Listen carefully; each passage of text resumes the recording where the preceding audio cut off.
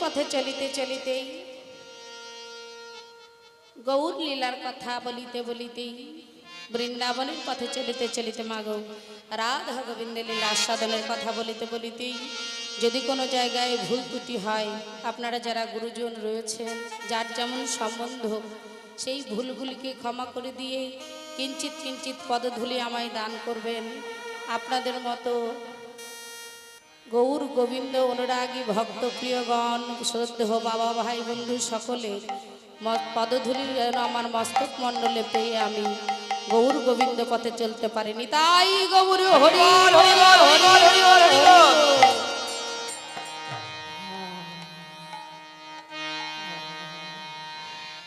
আরে নদিয়ানা গড়িয়ে বে ও হে